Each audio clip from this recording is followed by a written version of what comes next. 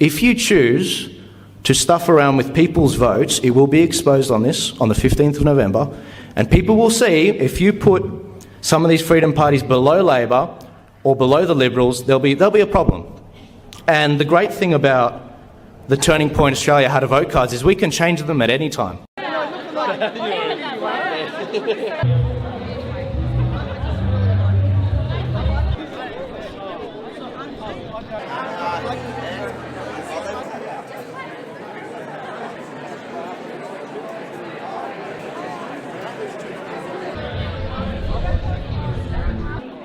Pastor Paul Furlong.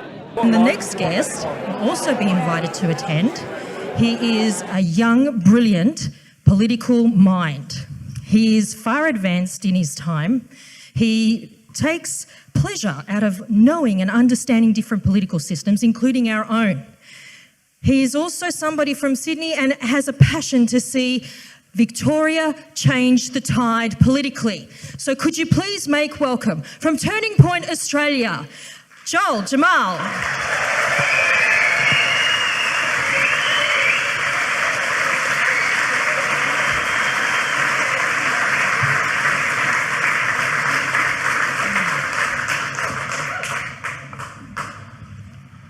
What a crowd.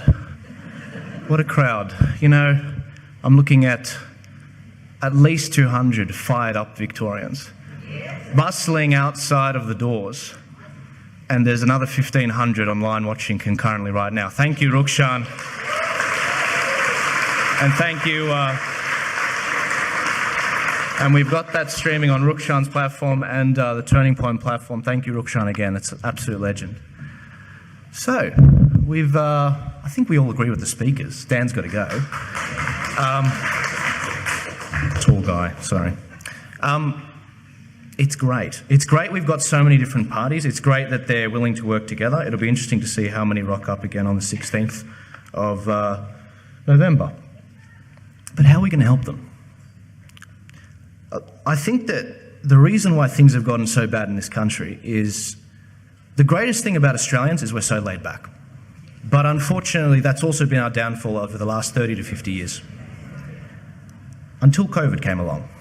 And this is the thing with Aussies. I'm only 25, but I understand that with Aussies, you can push them, and you can push them, and you can push them. But the moment you get that breaking point, it's all over. And they will not let it go.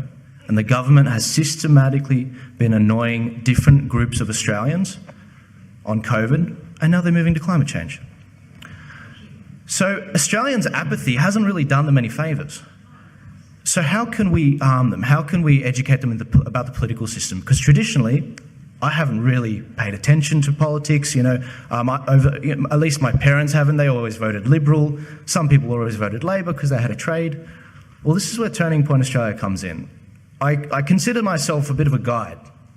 There aren't many neutral voices in Victoria that can sort of be like, oh, this is how this works and this is how that works. I'm not a member of any political party. I try to work with all the freedom parties, and I try to help build their platform and get them volunteers and educate their voters. And so, Turning Point Australia, we've got a gift for you guys. We've got 4 projects, and some of you have already heard these. The 4 projects are educational graphics to inform Victorian voters about what political parties are running on. That's coming out on the 1st of November. How to vote cards. These are like recommendations of how we recommend you vote. It's a great starting point, but you can always alter it. It's just a recommendation. Volunteer funneling, we're converting the Turning Point Australia audience into volunteers to help these wonderful parties, because the mainstream media certainly won't give them any press. And we've got a classified project, which I would love to tell you about. I'll be telling you about it a bit more online on the 7th of November, but for now, all I can say is it's going to bring transparency, and I think it's going to be a game changer that may potentially actually get the entire Turning Point social media and possibly website banned. And I think when you hear it, you know what I'm talking about. Yeah, you know. All right, educational graphics. I don't think it's an overstatement to say that all of these projects are game changers. They're all free, there's no paywall, we just want our country back. I think we can all agree. These educational graphics have really helped people grapple with what's going on. Now the first graphic, very simple graphic, left to right, this is for the federal election, it roughly shows where the parties land on totalitarianism. So you've got the socialists on the far left, and you've got the more freedom parties on the right. And I know it's not perfect, but you get the general idea. You guys are a lot more informed, but there's a lot of mainstream Aussies who we didn't reach in the federal election. They don't understand where things land, and this is one of the really easy things to help them understand. You'll notice the QR code at the top left to help them find, I know you guys have PTSD from QR codes. This, as I said, this is for the mainstream people that went along with this. The QR code's meant to make them feel nice and welcome. It's a safe space, indeed. The second graphic is probably, it was the most useful one I found in the federal election. It's a policy matrix. So on the left, you've got all the different policies that I reckon you guys are really concerned about, like with freedoms, with defence, with woke education in schools, the lockdowns and all of that. And as you can see on the left, you've got this sea of green for the freedom parties that ran, the 10 or so freedom parties. And on the right, you've got all of these major parties and how they've gone about their policy makeup. I thought this was the best way to show the stark differences between the freedom parties, and you guys are absolutely right to say, why aren't you guys working together? So I'm on your side with that. I mean, look at them. They're in furious agreement on most things. And as you can see, there's the QR code again, up the top left. Now, for you guys in Victoria, we've got a very, very special graphic for this election. Victoria has a unique problem that we don't have in the other states. As you can see, that's the upper house.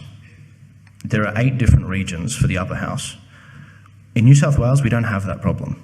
I call it a problem, and you'll see why. The 8 regions segment you. See, in New South Wales, if you're in the north of New South Wales and you cast a vote, it gets added to the guy in South New South Wales that votes, and it's a lot easier to combine the votes. Whereas in Victoria, you're split up into these 8 different regions in the upper house, which makes it harder for you to combine your votes and work together. So what's been going on? Some people have been gaming the system. When you vote below the line, let's talk about that. You control your preference. You have to do a number at least 5 below the line for the upper house. But if you vote above the line, you're only allowed to put 1, and you don't control where that preference goes if that party doesn't get in. The party that you select controls it. And so this presents a bit of a dilemma for us. And as the sort of non-partisan neutral guy in the room, I thought of a bit of a solution for this. So parties, they submit their voting ticket, how they're going to preference above the line. They submit that on the 11th of November, a few days out from pre-polling. That becomes public either on the afternoon of the 13th of November or on the Monday, the day 1 of voting, pre-poll. My team will be working 24 hours to make sure that you guys have the information about where your preference is going, because 95% of people vote above the line. That's a problem. That means they're not controlling their preferences. That means that the major parties, even some of the minor parties, are taking advantage of your lack of knowledge to get policies done that you didn't ask for. Next slide, please. This is a concept of what the chart's going to look like. You've got the preferences on the left. You've got all your favourite freedom parties that are running. There's about 9 of them that I can see. Some of them are still waiting on registration. The VEC are being terrible about it. And you've got the major parties on the right there. The major parties, I've done a concept. This is just an example. You can see what they're sort of going to do. The orange is for the Liberal Nationals. We'd rather have them than Labor. You know, they're not doing a great job, but we'd rather have them than Labor and the Greens. The red is the Labor and the Greens, and the freedom parties are in green. There's a lot of them. This chart numbers from 1 to however many candidates there are, the preference of how they, on those voting tickets, have done it. You will know which party has messed with your vote and your preference, if you vote above the line, by this chart. And the reason I'm coming out with this now is because these parties have not submitted these charts yet. So I guess this is a warning from Turning Point. If you choose to stuff around with people's votes, it will be exposed on this, on the 15th of November, and people will see if you put some of these freedom parties below Labor or below the Liberals, there'll be a problem. And the great thing about the Turning Point Australia How to Vote cards is we can change them at any time. And yeah, look,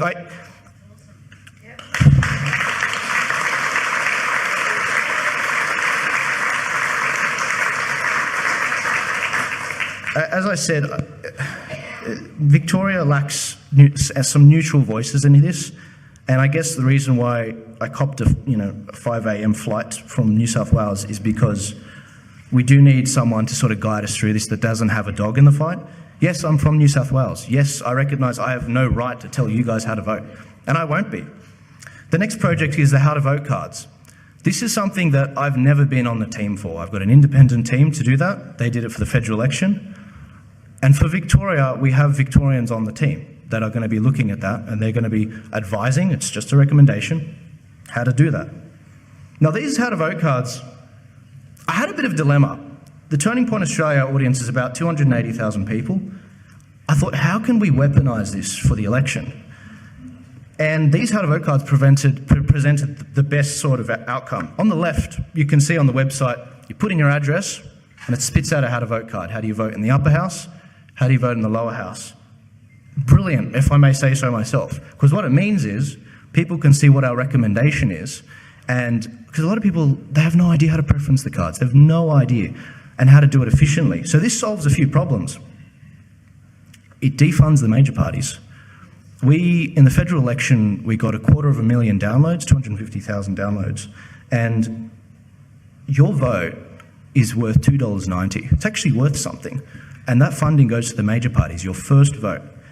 Those how to vote cards, they help defund the majors at least $1.4 million.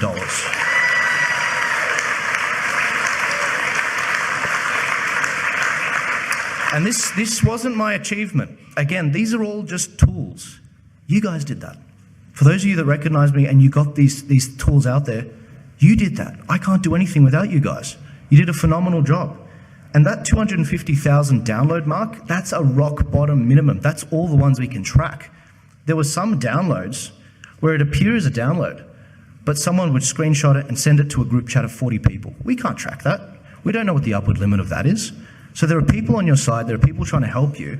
And the defunding of the major parties, where did that money go? It went to these guys. It helped them fund them for the next elections so that they can continually fight.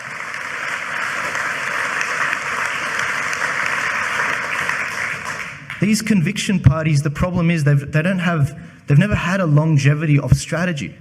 I feel like Turning Point can provide that by providing this structured strategy so that we can have a longevity between elections. Because you've got to chip away at this, guys. Often the people that say we need change and we've had 40, 50 years of rot, they want to try and change it in 2 years or 1 year. I'm like, guys, this is going to take some time. You know, I know I'm young, but I can see that this is an effort. And that's why I haven't gone back to the construction industry, because I understand these problems aren't going to go away. One of the other benefits that these cards do is they have an inbuilt strategy into them. They have a strategy which gets rid of safe seats. What's a safe seat? Does anyone know of a lady named Nancy Pelosi? Yeah, well, of course. Isn't that funny? We know about American politicians. So she's the top Democrat in the House of Congress. She's a big deal over there. She wields a lot of power over Joe Biden. So the reason why she's been there for 40 years, this evil lady, is the fact that she is in a Democrat safe seat in California, blue as it gets. And they can't get rid of her because of this safe seat. What the Turning Point How to Vote cards did federally, let's take a seat like Scott Morrison's and Alex Hawke's. They were both sitting on a margin of like 20%, which means that their votes, when you get the final count, they had 70% of the vote. 70%. That's insane. How do you get rid of them? You chip away at it. Just because he's Liberal, I don't care. He was never going to lose his seat. We brought Scott Morrison's seat down from about 70% down to 62%. So we chipped away at that because in the next election, he's within striking distance. A lot of the other seats where we had Freedom senators or Freedom members of the lower house, we helped them secure their vote with these how to vote cards. Also, we've talked about a lot of division in the movement in terms of there's too many parties, the preference flows don't work. Topher Field mentioned it before. This efficiently channels the votes. We guarantee you that on the how to vote cards, you will only have Freedom parties at the top and the major parties at the bottom. along with the socialists and all of them. We want to make sure that we're efficiently channeling the vote, because the Greens and Labor, they do it very well. 95% of their votes, they stick with each other. But with us, we've got people putting the Liberal Party as number 2. I mean, what's going on, guys? Don't you want to give each one of these guys a shot and then go to the Liberal parties as a last resort? So these are votes in the pocket. You didn't have to hand out 100 how to vote cards. Our audience, they are efficiently channeling their votes through this. And if you're not happy with their how to vote cards, maybe you want to go with this party, Freedom Party, over that one, just adjust it, no worries. But share it out, because there's a lot of normies out there, they have no idea about these specific voting cards, and they'll always put Liberal second or first. They need to know about this. And on top of that, it educates people about who's actually running and where they stand. So it's a very good baseline for that. The next one's the volunteer funnel. This is project number 3. Another problem, how do we get more people activated in parties? How do we get, in New South Wales, for example, we had roughly, I think it was 30 to 50,000 people that were members of political parties. That's a problem, because that ends up being 0.5% of the voting population. People in political parties, they pick the candidates, they pick the policies that parties run on, and they pick what kind of messaging they go with. If we're not infiltrating all the parties, then how are we going to try and get better results in this country? So in New South Wales, what was happening, it's better now. We had 0.5% of the voting population dictating policies. Who's going to run? No wonder it's gone so woke. The lefties fight so hard. You've got to hand it to them. They're diligent. They just don't give up. And so we're just getting started. And this is the thing. We can do it. I mean, it's worse than the 1% ruling over us. It's the 0.5%. That's what's going on. The volunteer funnel is something that is really useful. That's an out-of-date graph. I'm not sure if we'll end up helping the Libs or the Nationals in New South Wales because of some legal compliance issue. Apparently, we might have to send it via HQ, and I'm worried that they won't send those volunteers directly to the candidates that actually are in those electorates. How does this volunteer funnel work? I should probably explain that. What is, you go to the website, you fill out a very simple form, your name, your number, your email, all of this will be private, and your electorate. And this email gets sent to 9 parties that you pick, not these parties, these are the federal election ones, 9 parties that you pick that we've partnered with. You can select multiple, and it gets sent to them as a Turning Point Australia email. Now, why is that so good? These guys can't get coverage. These guys don't have the funding to pay someone $200 a day to stand at a polling booth. They have to rely on people of conviction to stand there and hand out how to vote cards, to put up posters. This is a game changer. I think this will really help us. And my warning to you freedom parties, is these people, they can select more than one party. So if you don't get onto it and if you don't message them back, they might go and help one of the other freedom parties. So it's good, healthy competition is great. Love the free market. And the last project is classified. I don't like doing this. I really don't, but I have to do this because I want the pin to drop at the right time. I guess what I can say about it is it's going to bring transparency. It's going to be a game changer, and it's going to be something that we roll out for all of the other states and all levels of government. It's going to bring transparency that we've never had in this country before. And all it does is take public knowledge that most of us are too lazy to look up. I personally am too lazy to look it up. I've got some great volunteers that are helping with this, and they're going to bring it to you guys on a silver platter.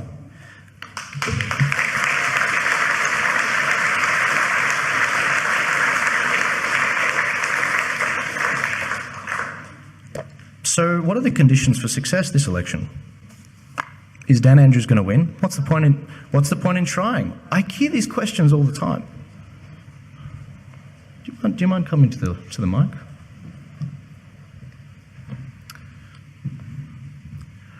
What do you have to say to people when they say, Dan Andrews is going to win? What are we going to do? There's no hope. I look at them and I tell them there is hope. There's always hope. You just got to find it.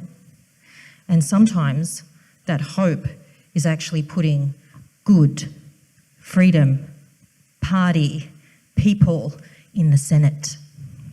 because you cannot explode the beast that we as Victorians have neglected, because it is us as the voter that have neglected our responsibility to understand how our system works here. We created this beast and now we need to dismantle it, but you can only do it one step at a time. And one of the first things to do is put good people into office. And it's a time to unite.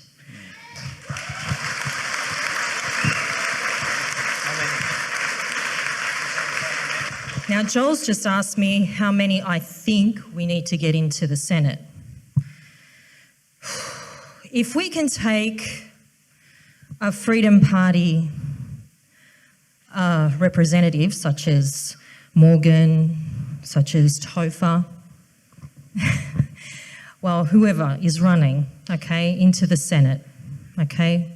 If we can get good people like that into the Senate and they take a seat of the Greens, of Labor, of any other party that sides with them, then we stand half a chance by getting at least four senators into Parliament. Sorry, we call them members of the Legislative Council, just that's the upper house. That's we correct. call it Senate because it's easier for people who are uninitiated. It's bad enough we've got it different federally and state. So I'll give you an example. In the Southeastern Metro region, for the Senate seat in Victoria, we have people like Morgan C. Jonas, who's running, amongst other people. So you have 6 senators that can get elected in that particular region. One of them is David Limbrick, and another one that was in there is Adem Somyurek. Now, he got in by a very small margin, courtesy of Glenn Drury and the preference whispering. Now, I think that seat is actually quite winnable. I think a freedom-loving representative can actually be elected and take that off Adem Somyurek. And that can be the start, a starting point. If we can do that in a number of different seats where Labor, Greens and other Labor Greens sympathising parties, and those seats can be taken off them, then yes, we need about 3 to 4 senators actually in there. And then it doesn't matter whether Daniel Andrews wins again. It doesn't matter whether or not Labor gets in again. What matters is that no matter who gets in, including the left of centre Matthew Guy from the Liberal Party, okay, it doesn't matter who gets in, they'll be held to an account. That's right. It puts the brakes on. It puts the brakes on. Thank you. Thank you. I don't see why you guys can't get a good result. I see you guys fired up. I see you guys making a massive difference in this state. We're giving you all the resources so that there's no excuses at all. You have everything you need. I know many people from New South Wales are going to be driving down to help you guys out. And I hope that, even if it turns for the worst, we've got open arms for you in New South Wales and Queensland. If I may say so myself. And the good news is, almost done, in New South Wales, we already have a slight shared balance of power. And it was very helpful in the last couple of years. We are probably going to increase that even more between some of the freedom parties like One Nation and the Liberal Democrats there. And I do believe the UIP are also running there, but unregistered as well. That's right. Thank you, Babbitt. And we have a genuine chance at turning New South Wales into a Texas. The problem is why Queensland we can't do that is because they don't have an upper house, and I've got a plan for that. I think we need to bring back the upper house in Queensland. But in New South Wales, if some of you are thinking about moving after this election, and if it turns for the worst, there's a backup plan. There's always a plan B. But as you can see, I'm not holding back. We're rolling out 4 or 5 different projects. Sorry, the 5th project is we're training up. Absolutely. So we're actually training scrutineers as well. Project number 5, which I forgot to announce, is secure the vote. And how do you do that? Anyone that says to you, it's going to be rigged, it's not going to work, your votes don't count. First off, just say, all right, who's worse, the federal AEC or the Victorian Electoral Commission? And then ask them, if you're so elect about the voting system, why don't you volunteer as a scrutineer? Here's a form. You know what I mean? Why don't you do something? And you know what? A lot of people, I do not underestimate the power that the American culture has over Australia. Yeah, I have PTSD from the 2020 election. I wish Donald Trump got in, I do. And there was an element of the steal there. But look at how far they've come, despite all the things that have happened. They fixed up voting rights in Michigan, in Arizona, and Wisconsin, three of the swing states they need for the next election in the midterms in a week or so. I can't wait to see what happens. 92% of the Trump-endorsed candidates in the Republican Party, they're winning their candidates. People like Carrie Lake. If they went through 2020 and they managed to come out of it even harder than ever, why can't we? In Australia, and this is the thing, guys, you want some brutal truth? I'll give you some brutal truth. America, the UK, they see us as an outpost. I talk to many of them over there. They see what's happened in Australia. They're like, oh, it looks like Aussies just, they're the children of prison guards in the convict camps. This is what they think of us. They're like, what happened to the Crocodile Dundees? Where did they all go? There's always a plan B. We're going to fight back as hard as we ever have before. And if we're not successful here, we keep on fighting. New South Wales, Queensland, we keep on going. I'm not going anywhere. You guys aren't going anywhere. I can see you're made of something stronger than steel. And I think we can get a serious result in Victoria, and New South Wales. New South Wales is a different story. We've got some excellent leaders there. See, the thing with New South Wales, just an educational moment. This is a brand ad for New South Wales. We don't have, in the upper house, with the members of the Legislative Council, that's what they're called, it's staggered. When you get in, you're in for 8 years, not 4 years. In Victoria, you guys abolished the 8-year term. And not only are they in for 8 years, but half of them go up for election in the 4 years, and then the other half go up. So in the last election in 2019, we got good people elected like Mark Latham, Rod Roberts from One Nation, and someone from the Shooters, Farmers, Fishers. So we're already a few up. We've already still got the balance of power. We're already starting ahead. And if you look at the federal election results and how people voted, we're on track to retain that balance of power because Labor's going to win in New South Wales. And I'm not saying if. Labor's going to win in New South Wales, but it doesn't matter because we have the balance of power in the upper house. They have to come to Mark Latham. They have to come to the Shooters, Farmers, Fishers. They have to come to the Liberal Democrats. Hopefully John Ruddock gets up. That's what we're trying to do in Victoria. That's what it looks like. And that's how we're going to make a change. Thank you guys so much. You're a legend. Thank you to Rob Costello. Rob, where are you? Where's my South African friend? Stand up, please. Thank you so much. He was on the sound. Thank you for that. Thank you, Rukshan. Thank you to the 1,500 people listening online. Please give it a share. Please get it out there. Ladies and gentlemen, I'll hand you over to the host. Thank you very much.